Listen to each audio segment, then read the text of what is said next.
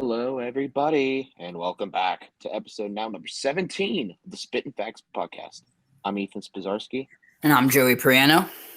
and we are here today, the day of Joey, regular season football is going to begin tonight at 8:20. I'm very excited. I know you're excited, and it's supposed to be a great matchup here tonight. I'm very excited. This is the most excited I've ever been for an NFL season, and we're starting out with a hot one. Super Bowl favorite Buffalo Bills against the Super Bowl defending champions, Los Angeles Rams. Couldn't ask for a better matchup to start this season out.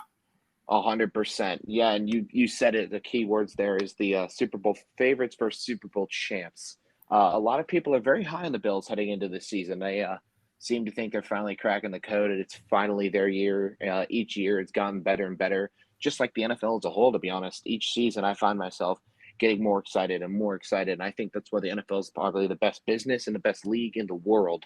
They will do great with money and ratings, but they also keep you very interested with everything going on, all the trades. I haven't seen these many trades and signings in a long time out of the league. Oh yeah, it's a very exciting offseason, and the older we get, the more involved we get. And just to watch the entire year, the full year, everything, something's going on during all times is just a great way to watch football. And now that it's finally coming to the start of the regular season, I just can't wait to talk about all these games. Me too. And well, we're gonna obviously start out. We kind of queued up what game we're gonna start with first. Is tonight's game, Bills Rams, back at SoFi Stadium. This game's taking place at 8:20 p.m. on Eastern Standard Time. Just in case for some reason someone from the Pacific Coast is listening, it'll be all on NBC. Again, while we go through the games and explain them, I'll make sure to let you know what TV station, what time they'll be on as well. So if you're watching on YouTube, you'll see our graphic right here showing the Rams-Buffalo matchup that we're excited for, and we'll start talking about right now. So last season, Matt Stafford, he comes over from Detroit, kind of like a LeBron situation, one of the better quarterbacks in all of football in a recent time, and he's had a struggling time. He's only been in playoffs 3 times. He's won 1 playoff game or 0 playoff games, Joey. Yeah, 0 playoff games. Zero He'd playoff games. been not great with the Lions. Exactly. He only had one stellar season. So he was finally given the keys to the castle, I'll say. He was given a lot of tools to succeed with a great coaching staff. He had a lot of great offensive weapons. The defense was really good, and he's able to win a Super Bowl. So he actually had a really good, one of his best career years, 404. He went 404, for 601, which is 67% passing. He passed for 4,800 yards, almost 4,900 yards, and finished with 41 touchdowns. However, he did throw the most picks in the league with 17.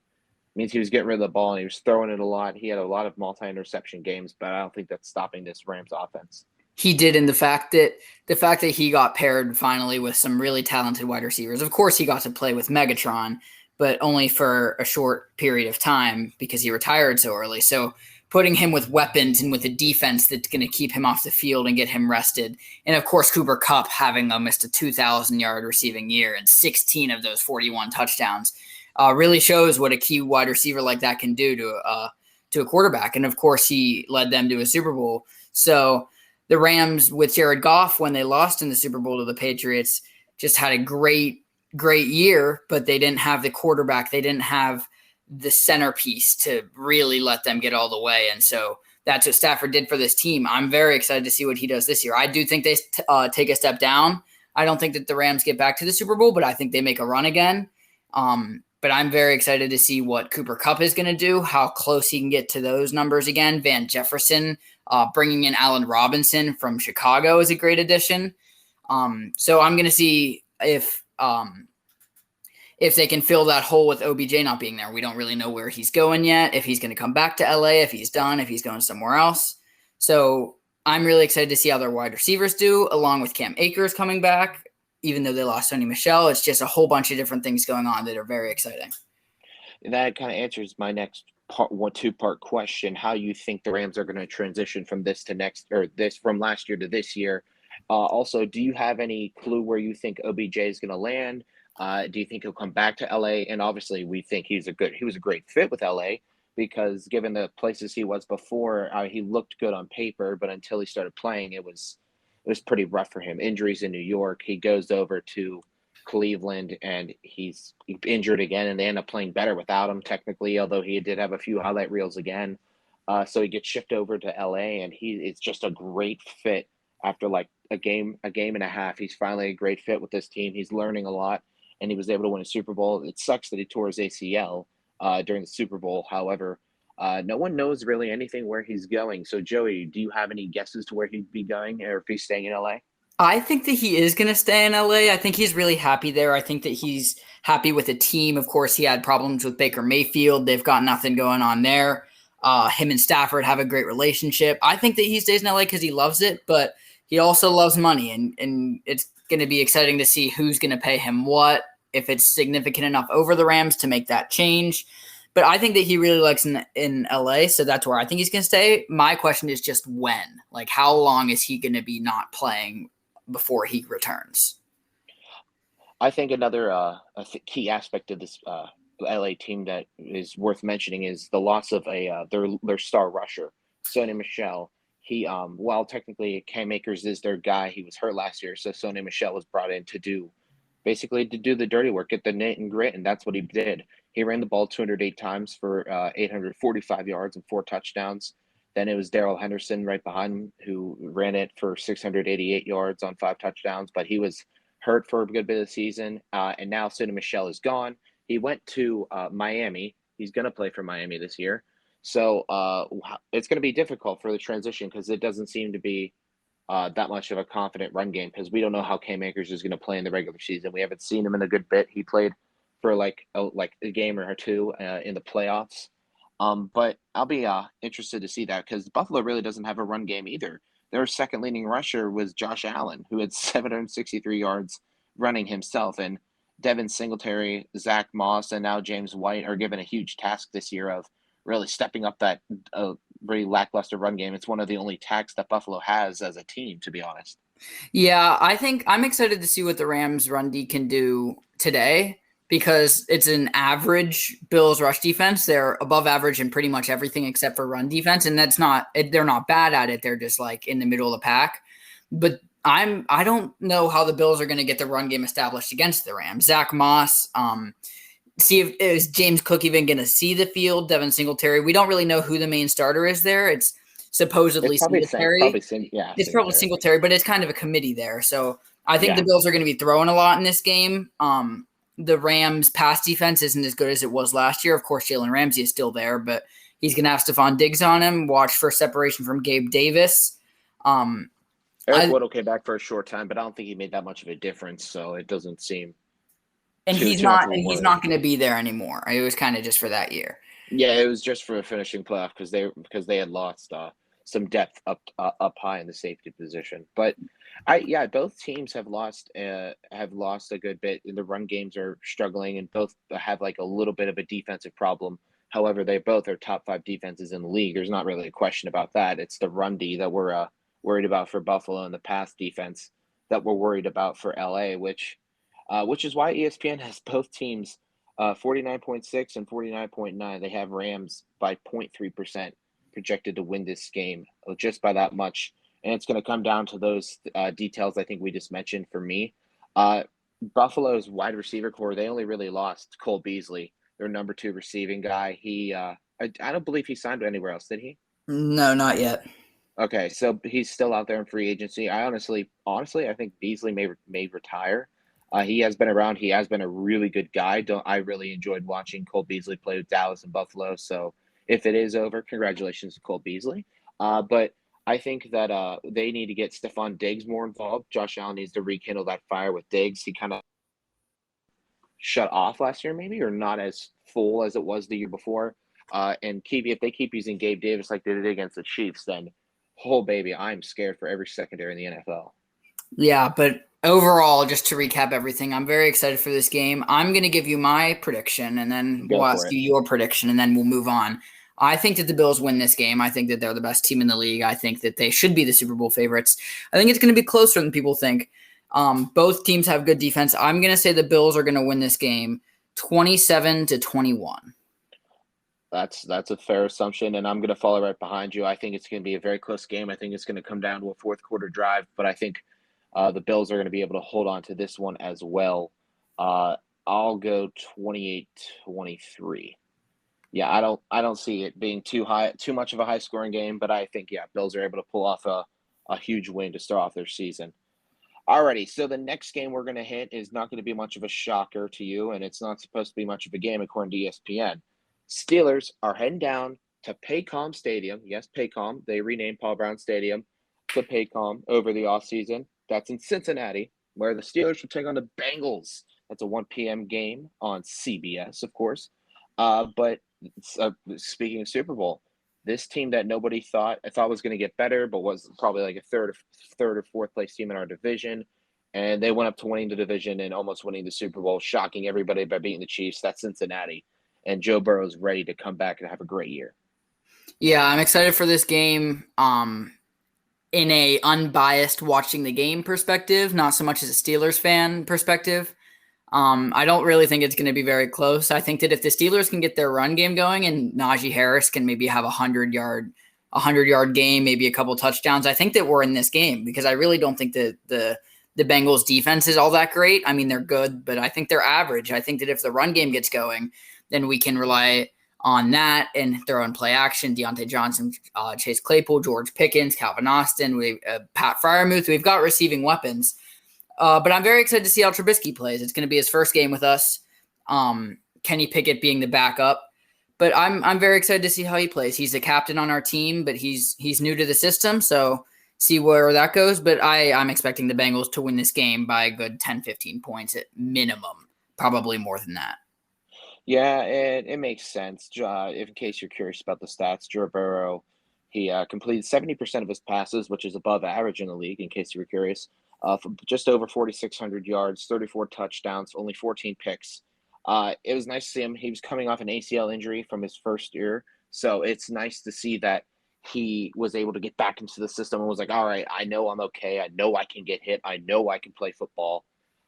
And so, of course, he did exactly that. And he made one of the hottest connections, the hottest wide receiver quarterbacks combination slash duos in the entire league between him and Jamar Chase.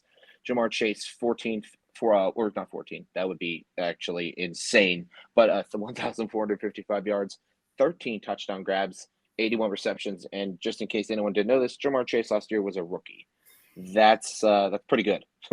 Yeah, and T. Higgins had one of the more underrated years too. He broke 1,000 receiving yards, almost hit 1,100. He had 6 touchdowns, and he only played 14 games. So if he stays on the field, he could hit those Jamar Chase numbers because I think that now that people really know about Jamar Chase, I think his numbers come down a little bit. I think that he still has a great year, but watch out for T. Higgins to maybe come back and kind of have the year Jamar Chase had last year because not many teams are going to be able to guard Jamar Chase and T. Higgins. Altogether. Both, yeah. And it's going to be an interesting situation because they did lose CJ Uzama. Tight end is a quarterback's best friend. I made that comment before, but yeah, I mean it's going to be interesting because Joe Burrow and them are coming off a high year again. They're not even favored to win their division. They're second right now, only behind Baltimore, which I think is absurd, honestly. Because I disagree. I think that Baltimore should be favored to win the division. Because we did have the podcast earlier on. We talked about, we did mention it, and I was Baltimore heavy. I was like, you know what? I think Baltimore, if the Baltimore can win this division, but I could change by the end of the preseason, and honestly, I have. I don't know why Cincinnati's not favored to win this division. They have a lot of the right pieces, and Baltimore is not proving to be healthy. Lamar hasn't signed a new contract yet. I mean, that could start drama, maybe. I don't know. But in their running game room has already been shifted again with injury. So very iffy to see. But what's going to affect this game is the Steelers' new quarterback, Mitch Trubisky. Now, let me make it straight. I even sent out a tweet. The Mitch Trubisky experience so far for me, I've been very happy with. I think he's able to. I feel like he's made a lot of good throws, not any risky decisions. I think he's making a good connection with the guys, just like Kenny is too. I'm speaking of which, I'm sure Kenny's going to take over somewhere in the middle of the season. I think Kenny's going to start taking snaps over Mitch. However, right now Mitch is the leader of this team. He was voted captain for a reason, and it's going to be interesting how he's going to make a chemistry or a bond with, Deontay Johnson, Chase Claypool, George Pickens, of course. A lot of these guys, Pat Freiermuth, are used to the Big Ben experience, and they've been doing really good with Ben. But now it's a new quarterback, and it's going to be interesting to see how everyone can transition through that.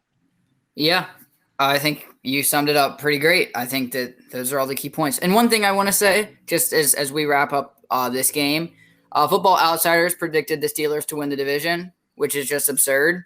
But remember that, just in case they do, that somebody believed in them. Somebody. All right, Okay, Joey, yeah. what's your prediction for the game? I think that the Bengals are going to win this game 35 to 21. 35-21 Cincinnati win. Now, I do think Cincinnati wins this game. However, it is not going to be by that much of a margin for me. I don't think it's 2 touchdowns. I'm going to show a little bit of mercy. I'm going to say, honestly, I'll say 35-27. I don't see this Cincinnati offense slowing down anytime soon, especially with Joe Mixon at the helm. Steelers were dead last in run game defense last year. They gave up over at least 2 games with 200 plus yards. And fun fact, it was against the Titans and the Vikings, both of which were on their second string running backs, and in Titans' case, third as well. They And they also gave up 200 to the Chargers also. Austin Eckler. I mean, it was so 3 games of 200 plus yards. I think Jim Mixon tears them apart. And I think if, how do you say it? Perrine? Sanjay Perine. Perrine, perfect. Sanjay Some people Perrine. say P. Ryan. I don't know. P. Ryan Perrine, same difference. Either way, I think he can also be effective as well. So Joe Mixon does have most of the heavy lifting. Any who's or what's her. Shifting on to our next game. Also, that game is at 1:00 on CBS. Yes, 1:00 Eastern time. CBS. No, you're good. You're good. So we're gonna hit one other game that we want to definitely get in depth about, and then from there we're kind of going to be more of a rapid fire pace. A game that I think we're both really excited for. It's not even tonight. It's not Sunday. It's Monday night. Monday Night Football. Denver at Seattle. Russell Wilson coming back, his first game as a Denver Bronco, his first game outside of these two, outside of the Seahawks, and he's going right back to Seattle to take on the Seahawks. Seahawks have a very interesting situation at quarterback. Geno Smith and Drew Lock competed all preseason. Pete Carroll said, I like Geno Smith. He's going to be our guy. He's going first. He earned the captain position as well the other day upon teammates voting for him. And however, even with DK and Tyler and Kenneth Walker potentially being out there and all the weapons Seattle has, ESPN says, nope, we're going to say Denver wins this 66-33 in the percentage scale in case you're curious on that. Joey, let's hear your opinions on this game.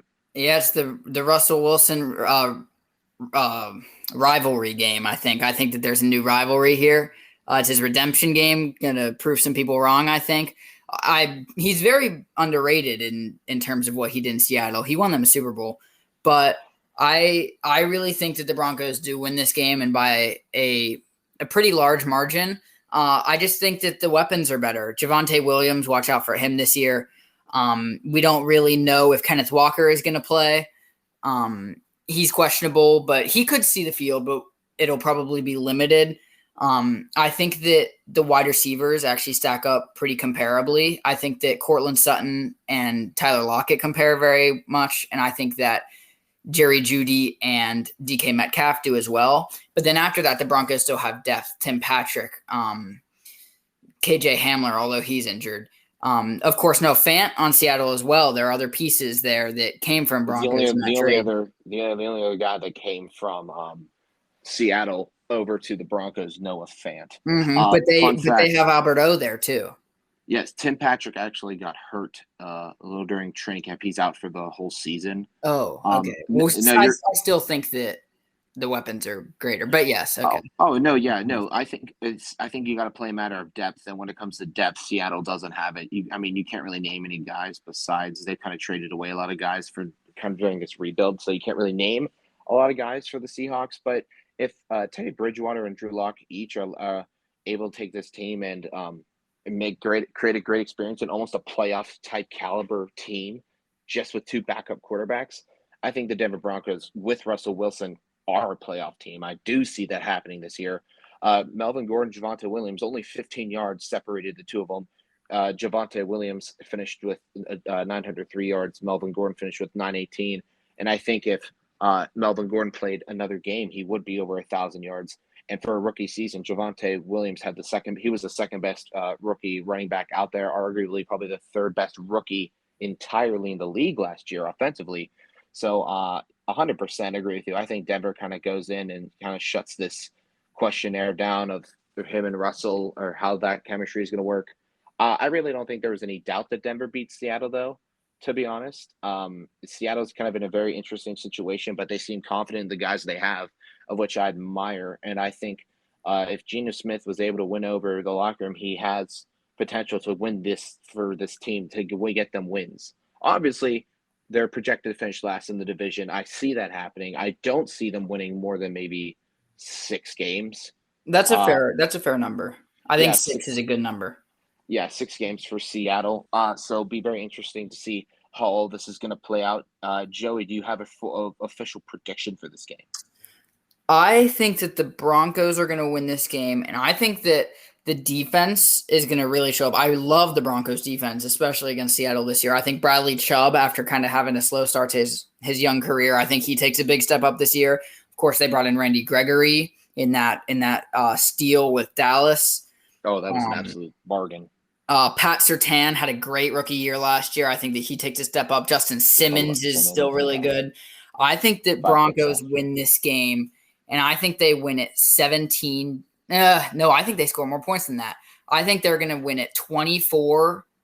24-10. And I'm not going to lie to you. That's a very fair. That's a reasonable number. For the sake of the same pick, I'm going to go Denver as well. I'll say they go 27-10. The Seahawks defense doesn't have a lot of pieces. The Seahawks offense doesn't have a lot of depth. They do have a few key guys there. I don't think they have the quarterback right. So, Denver over Seattle. I'll say 27-10. You take 24-10. That's going to summarize that game real quick. And that game is at 8:15 Monday night on ABC and ESPN. Yes, it's going to be the official kickoff game for Joe Buck. Joe Buck and Troy Aikman. Of course, you're used to them seeing them on Fox. They did sign a new deal over the offseason with ESPN, so that will be their inaugural game. Welcome them to the NFL or the ESPN side of NFL over there. So the final game, probably one of the final games we're going to get into really depth, a lot of depth about, is going to be this Tampa Bay Dallas game. As we remember, this is the Sunday night game at 8:20 on NBC on Sunday. If anybody remembers last year's kickoff game, it was Dallas at Tampa Bay. This year, Tampa Bay is heading over to Dallas for this game. It was a very, very good game. It was not expected to be. It was very questionable. Dak's coming back for the first time since his devastating ankle injury. No one knew how he was going to step up or fare to the challenge, but it turned out to be a very close game. Tampa Bay did end up winning that game last year. Joey, what's your thoughts between this year's Tampa team and last year's Tampa team? Well, if Tom Brady actually did retire, I think that this game is a blowout. I think that the Cowboys absolutely destroy the Buccaneers, not with Blaine Gabbert being their quarterback, but this game with Brady there, you never know. And I think that the Buccaneers and the Cowboys are going to play a really tight game. Of course, Michael Gallup is going to be out for the Cowboys. Chris Godwin and Russell Gage for Tampa are both questionable. James Washington will not be playing for Dallas. So a couple guys who see the field a good amount not playing. But these two defenses, I think, are going to be the star of the show. And that's weird to say considering that you've got Mike Evans and Tom Brady against CeeDee Lamb and Dak Prescott and Ezekiel Elliott and, of course, Leonard Fournette. But I think that both these defenses are going to be solid this year. The Buccaneers have had a very solid defense for the past couple years, highlighted by Devin White. But I think that it's going to be low scoring, but not super low scoring because these teams still have stars on their team. But I think it's going to be a fun game. It's in Dallas, which I think is a big advantage for them. But I'm very excited to see how this game goes. Both teams have had good success recently. The Cowboys, of course, not getting very far in the playoffs, but consistently making the playoffs. So I'm very excited for this. Me too as well. And I think you've really hit the nail on the head right there with what you said about a lot of the talent guys, and maybe even guys that are maybe the number two wide receivers, but a lot of them are hurt. So this is going to make this game closer than it probably should be. I think I'm going to kind of pull up the upset. I think Dallas is able to get a win off this year. I think they come home and they get the win that they need. I'm not saying I'm a big fan of Dallas because I'm not. Because I'm not very much on the Zeke train. I mean, he's been declining. He did have a better year last year, but I'm not buying into it. Dak lost his best receiver in Amari Cooper over to Cleveland, but I do think they're able to make it work on Sunday night, and they are able to go into Dallas and get the win. ESPN doesn't agree with me, which tends to be how that works. But then again, ESPN picked everybody to beat the Penguins during their Stanley Cup run, so who the heck knows? Yeah. So I'm gonna say that Dallas is gonna win this game by not a good margin, but I think they're able to win it. Kind of like you said, it's a lower scoring game. I'll say 21-18. I'm pretty torn with who I think is going to win this game. I not I don't agree with you I am on the Zeke train. I think that this is kind of his year to redeem himself. I think that he has a pretty good year. So all the things that I'm thinking about are telling me that I should pick Dallas because we don't really know if Chris Godwin's going to play. CeeDee Lamb poised to have a great year this year. Micah Parsons on the defensive side is a favorite to win Defensive Player of the Year. But on the other hand, I really have a hard time picking against Tom Brady because he's Tom Brady and he can do a lot of things and he can carry a team that doesn't look like they're going to go very far. Their defense is good. Their offensive line is good. So as much as I really think that I want that Dallas has all the chances to win this game, I am still going to go with Tom Brady because it's hard for me to pick against him. But I think it is very close, and I think that they are going to win 21 to – oh, wait, did you say 21-18? I said 21-18. Okay, well, then I'm not going to say that. I think that they're going to win 17-13. 17-13, extra low. Yeah. Yeah, their offensive line's banged up. I believe Jansen's out for the whole year, Wirfs is Wirfs out for the whole year, and Jansen's only out for a little bit, or is it the other way around? I think it's the other way around. I think Wirfs will be back. Okay, Wirfs. All right, so I mean, if they would have lost both men, I think that changes their season drastically. Not gonna lie, which is crazy to think about because not everybody pays attention to the in-depth like offensive lineman type situation. Which I mean, I didn't until I started like getting into like high school and realizing I should start paying attention more to like salary cap and offensive line and defensive line and stuff like that. So that's all the games we're going to cover really in depth. Of course, if you have any other games you want to hear us talk about in depth or have any comments or concerns, I'm sure you should comment, say something, tweet at us for the Spittin Fax show. We appreciate, of course, everything everybody has to say. We do like it when we hear stuff from other people. Excuse me. So we're going to kind of start at the top, work our way down. New Orleans heading to Atlanta. Joey, quarterback situation's pretty iffy out there in New Orleans. Jameis Winston is going to get the start. However, do you think the Saints are able to have a good year and then hit your game pick? I think that the Saints have a great year this year. And yeah, we're just going to kind of fly through the rest of these. We'll talk a little bit, but not too much. I think that Winston plays the whole year. I don't think he gets hurt again. I mean, obviously you can't predict that, but I think that Winston has a really good year. I think the touchdowns go way up. I think the interceptions kind of stay down. I don't think that he's going to have the same kind of years he's had in the past. Michael Thomas being back is huge for that, drafting Chris Olave. I like Jameis Winston a lot this year, and I think they make the playoffs. On the flip side, it's not the Falcons' year. Marcus Mariota is not going to lead them to the playoffs. We'll probably see Desmond Ridder a little bit later in the year. Mariota, of course, new to the team. I think that the Saints do win this game, and I think they are going to win it 31-17. That's a fair assumption. New Orleans winning. You said 31-17? 31-17. All right, cool. I just want everyone to know, per usual, I do take these logs as well, so to keep up with them. So 31-17, I think that's a fair assumption. I think it's funny because I really haven't been thinking a lot about Desmond Ridder because Marcus Mariota started with the Titans for so long. He wasn't able to work, get shipped off or heads over to Las Vegas, sees a few snaps, nothing crazy. Now he finally has a starting job again over in Atlanta. And I'm not going to lie to you, I think he looks really good with this team. I don't see him going anywhere. I think he plays almost every game for a majority of the snaps, obviously, for this team as well, unless there's an injury. I'm excited to see what Marcus Mariota does. I'm excited to see what Cordero Patterson does. I'm excited to see where, Kyle Pitts is going to do, Russell Gage, etc. Russell Gage is So, on Tampa now, also. oh, he is. Yeah. Either way, I'm excited to see whatever Marcus Mariota's do with the guys he has because in the preseason he did look really, really good.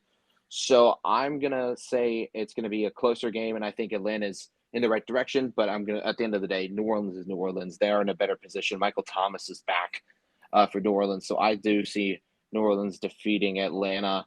And I think it's, however, going to be by a score of, I'll go 28-13. Last thing with this game before we move on, just like a little throwback, Jameis Winston and Marcus Mariota being the number 1 and 2 pick overall in I think it was the 2015 draft. Of course, Winston out of Florida State and Mariota out of Oregon. Just kind of compare those two because it was undisputed. It wasn't for sure which order those two were going to go in. So just like a highlight for that, gonna come back and visit that.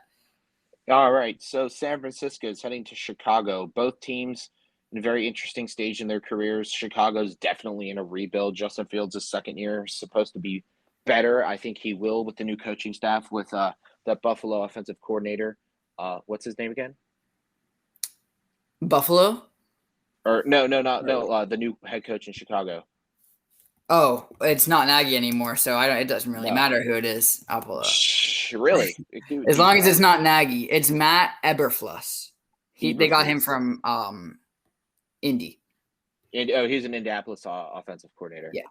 All right, Indianapolis offensive coordinator, Matt Eberflus. He looked pretty good with the team. However, that is preseason. That's not the starters. However, San Francisco is coming into Chicago. Honest to gosh, Trey Lance, Justin Fields, both drafted the same year. I've been on the high on the Justin Fields train for so long. Whenever he came in to the league and he was stepping up, I honestly think that Justin Fields is able to creak out this game. Not gonna lie to you. I think Chicago pulls an upset over San Francisco. They were able to get Jimmy Garoppolo back in, but he is the highest paid backup in the league at $6.5 million. However, if he's not playing, I don't see San Francisco beating the Bears, at least on the offensive side of the ball, because Chicago and Justin Fields have that experience. He's ready to play. I say Chicago is going to win this game 20-17. I think that San Francisco is going to win this game because I'm not super high on the Bears this year. I am high on Justin Fields this year. I think Justin Fields has a really great year. And I also really like David Montgomery this year. I just think he's a workhorse running back. I think that he's going to pound the ball a lot, but I am really scared to see this Bears defense. They do not look good. So I think that it's going to be a high scoring game. I kind of like the Niners defense. I like Nick Bosa. I like Sherman. I like Fred Warner a lot. I like Mosley a lot too. I really like this Bears defense. Offensive side of the ball is a little scary. Trey Lance isn't really proven. George Kittle, is he going to be back to his potential from 2 years ago? Deebo Samuel, is he going to be able to repeat his numbers? So I think that the Niners are going to win this game, but I'm not super high on either of these teams this year. But I do think Justin Fields will have a good year. I think the defense brings them down. So I think that I think this is going to be a high-scoring game. I think that not too high-scoring. I just don't like the Bears defense. I think the Niners are going to win this game 28-17. 28-17. Very, very good. The next game on our docket to talk about is going to be the Philadelphia Eagles taking on the Detroit Lions. Real quick, back up because I just realized we didn't say anything. Both of those first two games we did talk about are on 1 p.m. on Fox. Depending on where you live, will be what game you get. However, back to what we're talking about, another 1 p.m. game on Fox is Philadelphia heading into Detroit. Real quick, did you enjoy Hard Knocks this year? Did you get to watch Hard Knocks? No, I did not actually get to watch it. Oh, I'm telling you, I haven't had that much fun watching Hard Knocks in a while. Dan Campbell is you could record a couple episodes of just Dan Campbell talking, and I'd be satisfied as it is. I'm high on this Detroit team. I said it before. I'll say it again. They were the best worst team last year. They have a lot of potential. Like a few of the teams in the NFL, they are going into the right direction for their rebuild, which is what you want to see. And honest to God, I mean, Jalen Hurts is expected to have this ultimate year. Everyone's very, very high on Jalen Hurts. I am. I mean, he should be, considering he has Devontae Smith and AJ Brown as his starting two wide receivers, along with. They also have but not that. Oh my God, what am I thinking of? Graham. Oh my God, I'm drawing a blank on their tight end. Oh, Dallas Goddard. Goddard. Dallas Goddard. I don't know why I was drawing a blank on him, but he has the weapons. Miles Sanders. It's gonna be interesting how the run game works, even though he's a mobile quarterback. But I see the Eagles beating the best worst team to start out the season in Detroit. I can see that happening by a final score of. This is a low scoring game. I'm gonna say. I'll go 21-13. I think I'm going to take the upset here. I think that the Lions win this game. I agree with you that they were the best worst team. I think they could win 7 games this year, 8 games this year, maybe. I think it's a little scary that Jalen Hurts led the Eagles in rushing yards last year. I think that's a little bit scary. But he could have a great year this year. I don't love Jared Goff. Actually, no, I'm going to take the Eagles. I changed my mind. The reason that I was going to take the Lions is because I don't like this Eagles defense this year. They're getting really up there in age. Darius Slay is getting up there in age. Fletcher Cox. They're just getting up there in age, which scares me a little bit. But the offensive line is still good for the Eagles, even though they're getting up. They're just getting better with age.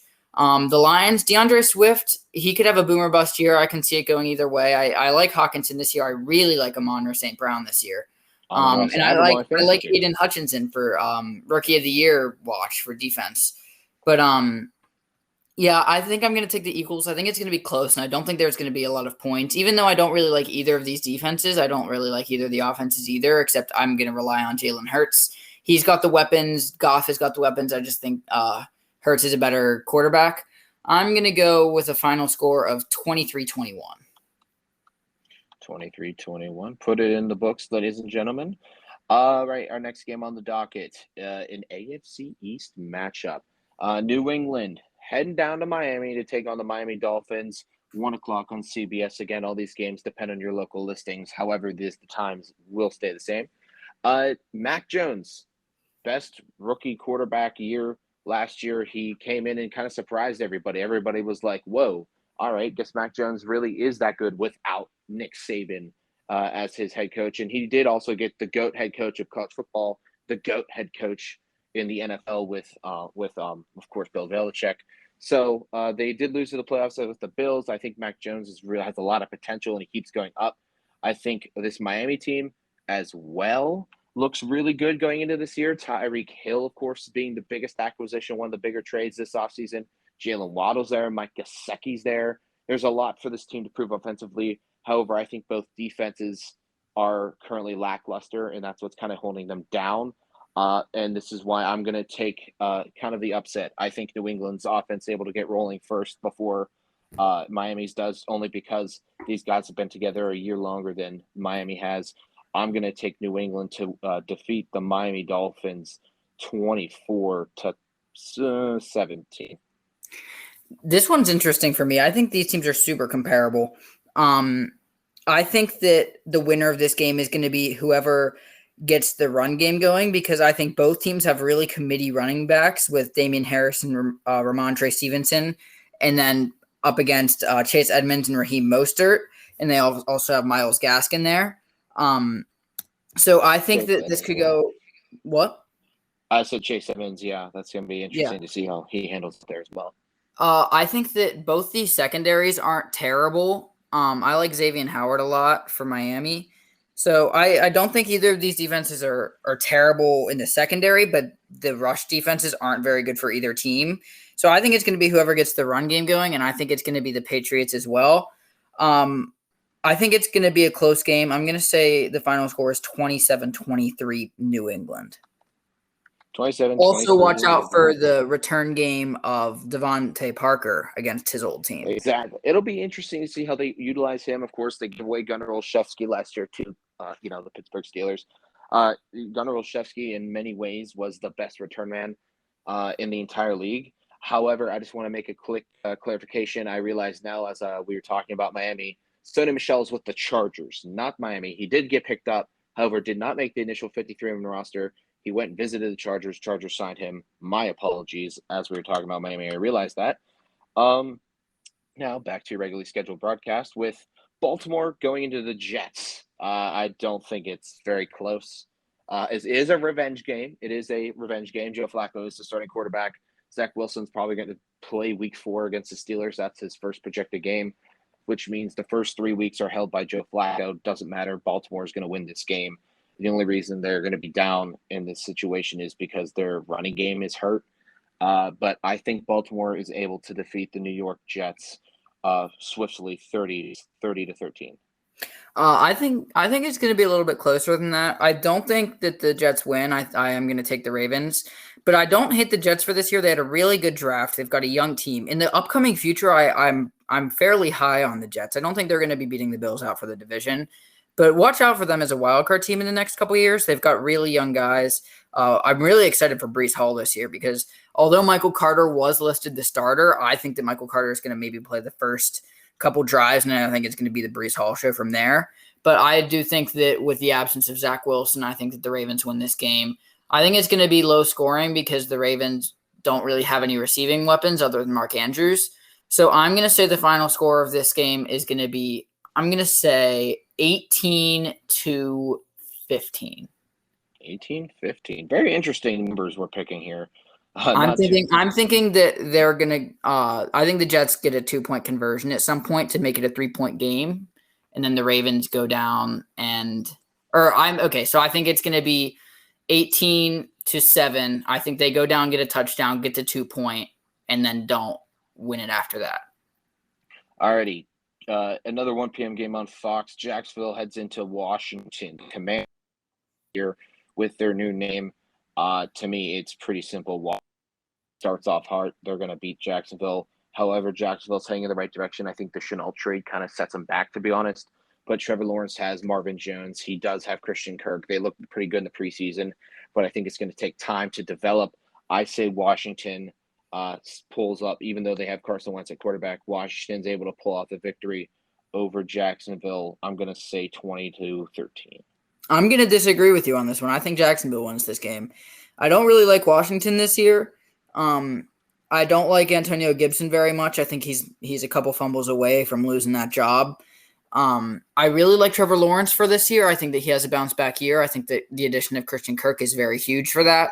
I think Marvin Jones takes a step up. One little fantasy comment here for you. I'm really happy. I want to say I told you so to all the people who were drafting Travis Etienne in the 5th round. Because James Robinson was listed as the starter, and I knew that he was going to be. I would never go over my boy James Robinson. I've been high on him. Travis Etienne is going in the 5th round, and he's never played a game in the NFL. And I knew James Robinson had almost 800 yards last year, and he had 8 touchdowns, and he didn't even play the game. And so I think James Robinson should be the starter, and I think that he will be for a good amount of the year.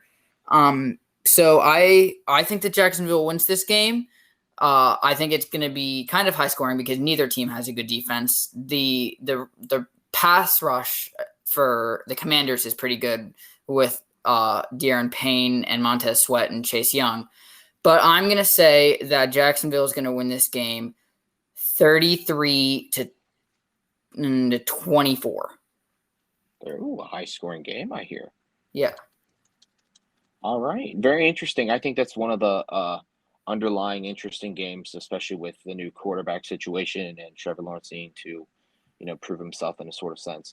All right, the second to last 1:00 game is the game of probably one of the games of the week. Baker Mayfield, he's going to see his old team coming down to Carolina. It's Cleveland at Carolina. It's 1 p.m. on CBS. I don't really think it's much of a discussion. I think Jacoby Brissett is a good backup. But this Browns team, there's been a little too much drama for my liking going into this year. Carolina has a lot to prove.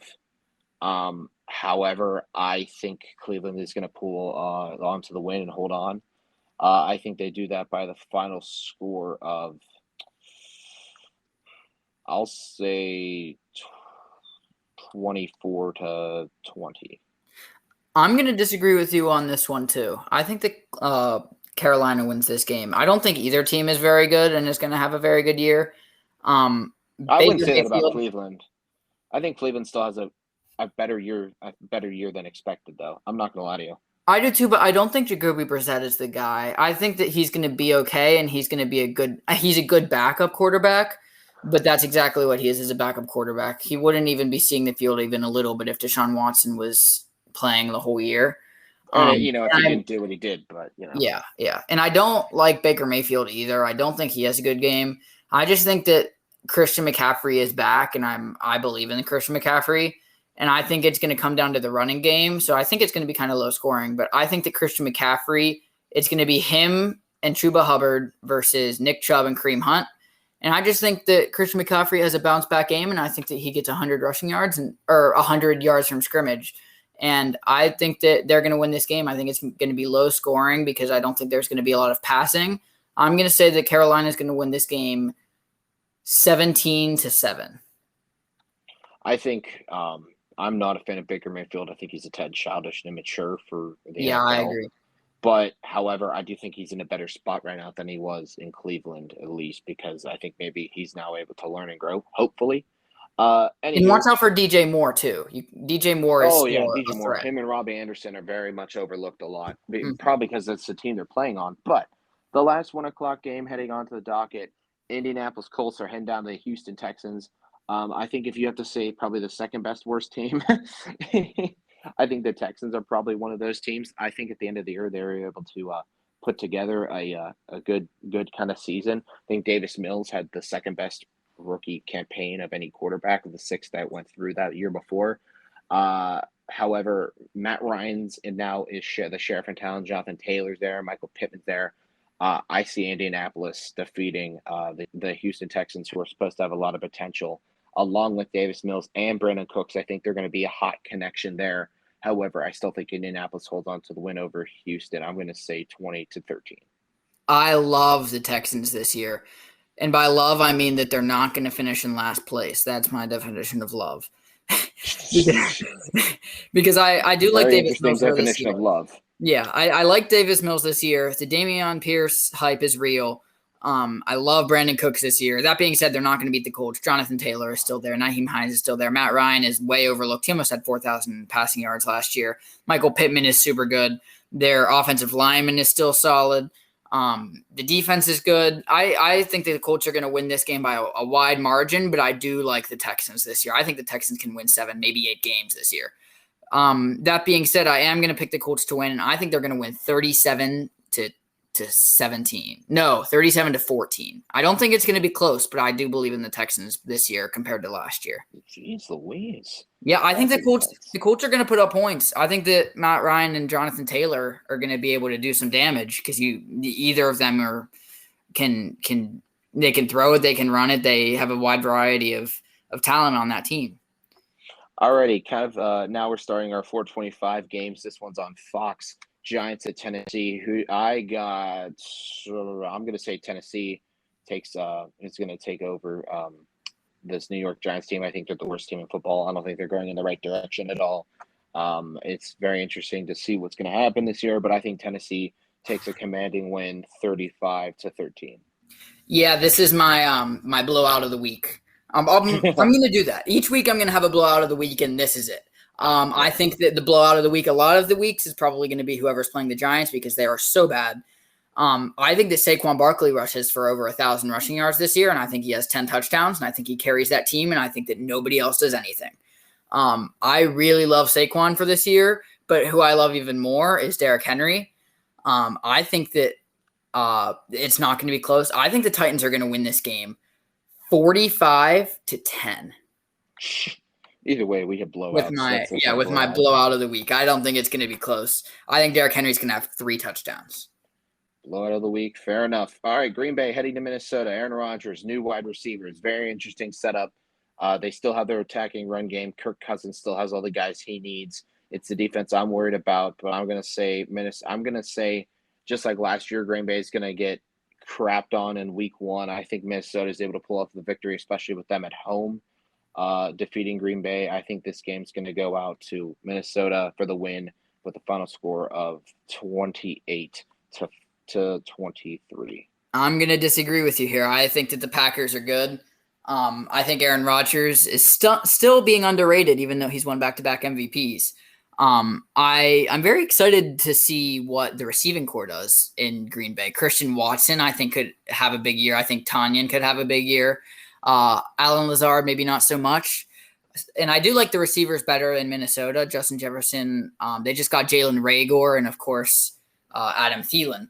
But I think that the running games are also comparable. I think that Aaron Jones and A.J. Dillon are better than Dalvin Cook and Alexander Mattison. And I believe in the Green Bay's defense. I think that they could be solid this year. I like Jair Alexander again this year, and DeAndre Campbell at middle linebacker. I really like him this year.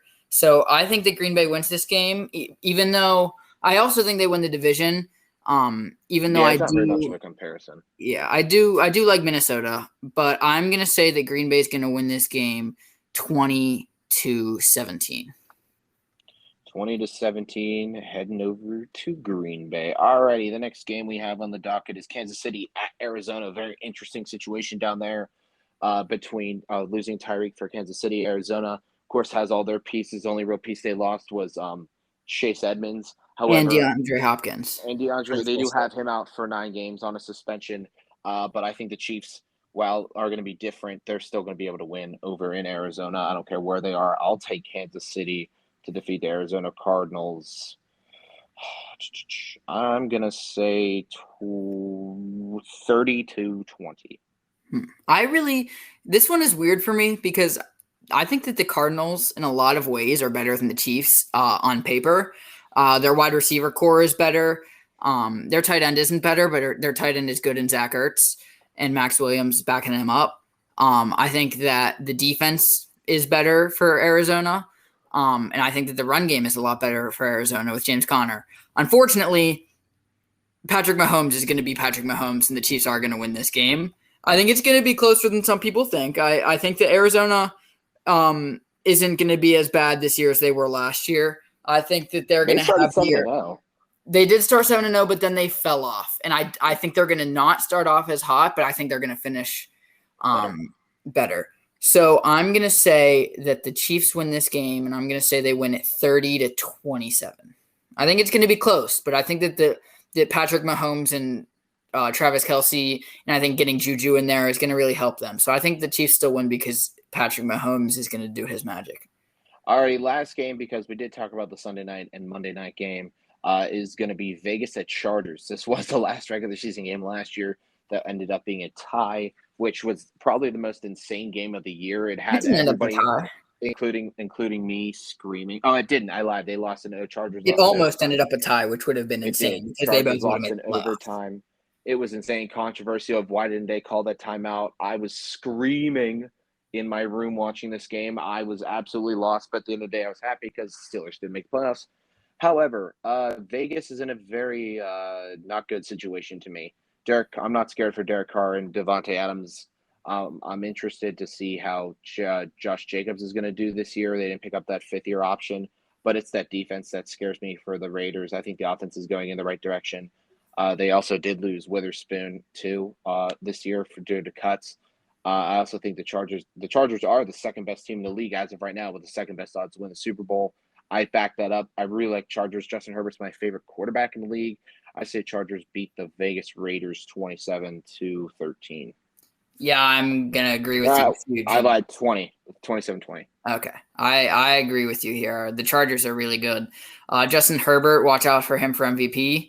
You could have watched out for him last year for MVP. You could have put his name in that bowl. But I really like Justin Herbert this year. The Chargers are going to win this game pretty easily. Kenyon Drake is a big loss to the Raiders. He was average in the run game, but he was a big leader on special teams for them. Austin Eckler is good. He's going to be a big threat in the receiving game. Of course, Mike Williams is huge. He's going to go up and he's going to moss people. Keenan Allen is a great possession wide receiver. On the other side of that, I like Hunter Renfrow this year. I think that he has a good year. I think even with Devontae Adams being there, I think it takes some of the attention away from him, and I think he has a good year. Darren Waller had a very off year last year. Watch for him to bounce back. But this game, I think, is going to be one in the defense, and I really like the Chargers defense. Joey Bosa, Khalil Mack hasn't really been given anybody around him these past couple years to really shine. I think that he does shine. Derwin James, Stacey Jackson. I really like the Chargers this year. They've got a really talented defense. And I just think it's better. It's gonna be too much for the Raiders to handle. So I think that the Chargers are gonna win this game 30-20. Alrighty, folks. There you have it. Every game covered. We given a score prediction.